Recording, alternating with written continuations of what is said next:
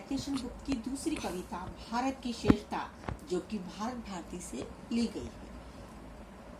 भूलोक का गौरव, प्रकृति का पुण्य लीला स्थल कहाँ, फैला मनोहर गिरी हिमालय और गंगा जल जहाँ। संपूर्ण देशों से अधिक किस देश का उत्कर्ष है, उसका की जो ऋषि भूमि है वे कौन, भारतवर्ष है। इसमें आपने देखा कि लेखक क्या कर रहा है, एक तरफ प्रश्न पूछ रहा है, फिर उसी का उत्तर दे रहा है। भूलोक, भू मतलब पृथ्वी, लोक मतलब संसार। वो कह रहा है इस संसार का गौरव और प्रकृति का पुण्य लीला स्थल, मतलब जहाँ पे देवता भी रहने आते हैं, या कई सारे देवताओं का यहाँ पे जन्म हुआ है, वो स्थल कहाँ है। लेखक क्या पूछ रहा है कि इस पृथ्वी का गौरव और इस प्रकृति का पुण्य लीला स्थल, जहाँ पे देवता भी निवास करने आए हैं या देवताओं ने भी जहाँ जन्म लिया है। फैला मनोहर गिरी हिमालय और गंगा जल जहाँ। फिर लेखक क्या कह रहा है, जहाँ पर चारों ओर ऊंचे ऊंचे हिमालय पर्वत हैं। गिरी मतलब हिमालय, मनोहर मतलब सुंदर।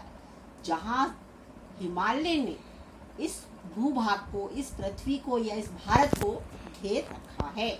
और गंगा जल जहाँ, गंगा जल को हम अमृत के समान मानते हैं, और जहाँ पे गंगा नदी बहती है। संपूर्ण देशों से अधिक किस देश का उत्कर्ष है, उत्कर्ष मतलब गौरव है।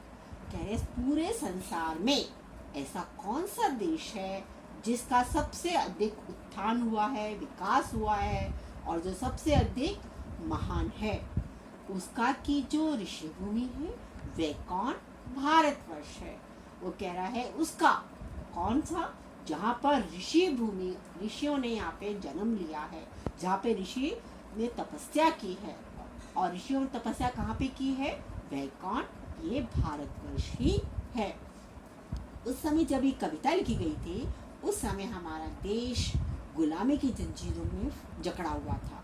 तो उन लोगों को भारत के प्राचीन उत्थान की और प्राचीन भारत की याद दिलाने हेतु ये कविता लिखी गई थी। अगला है, हाँ वृद्ध भारतवर्षी संसार का सिरमौर है। वृद्ध मतलब पुराना, सिरमौर मतलब उज्जवल या मुकुट या महान। तो कह रहा हाँ, ये प्राचीन भारतवर्षी संसार में सबसे महान था, सबका मुकुट कहलाया जाता था।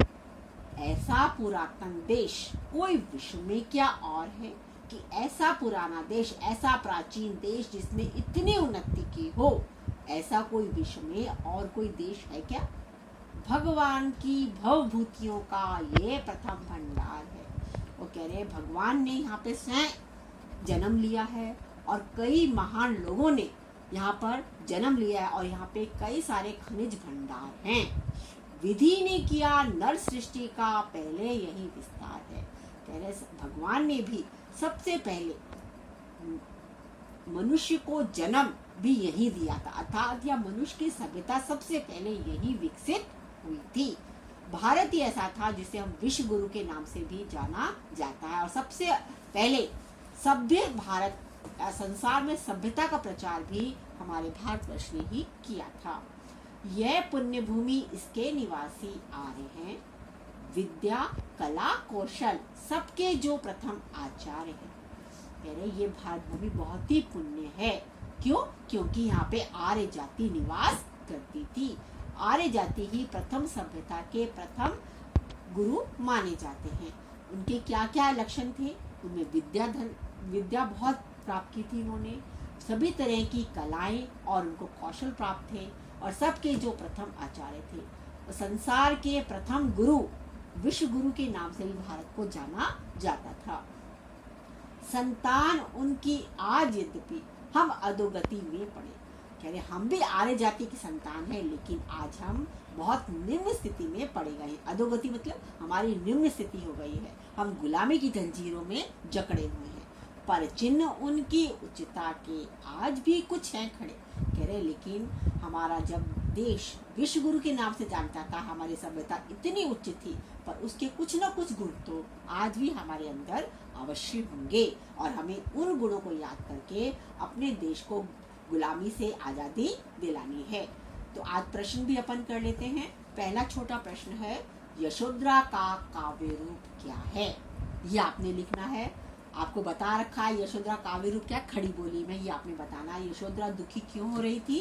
क्योंकि उनके पति उनको छोड़कर चले गए थे।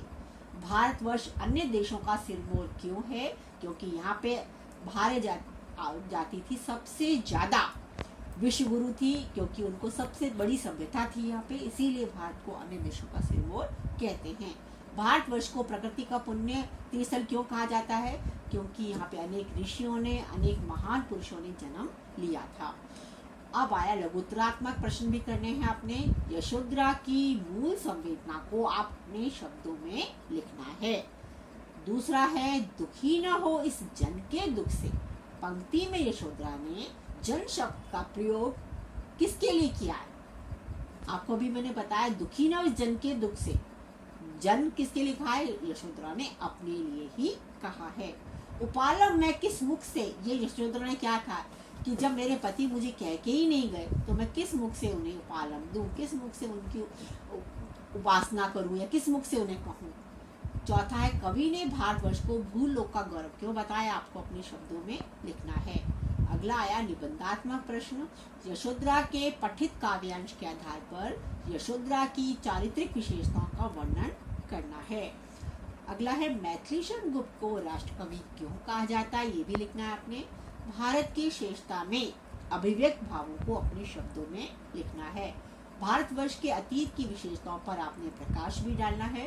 पाठ में आए निम्नलिखित पद्यांशों की आपने सप्रसंग व्याख्या भी करनी है। पहला है, स्वयं सुसज्जित करके खालिस्तान कहकर जाते, यहाँ से शुरू करना है और कहकर जाते तक आपने व्याख्या करनी है। दूसरा है, भूलोक का गौरव, फिर भारतवर्ष तक आपने व्याख्या करनी है। तीसरा है, यह पुण्य भूमि से लेकर कुछ है खड़े तक व्याख्या करनी है।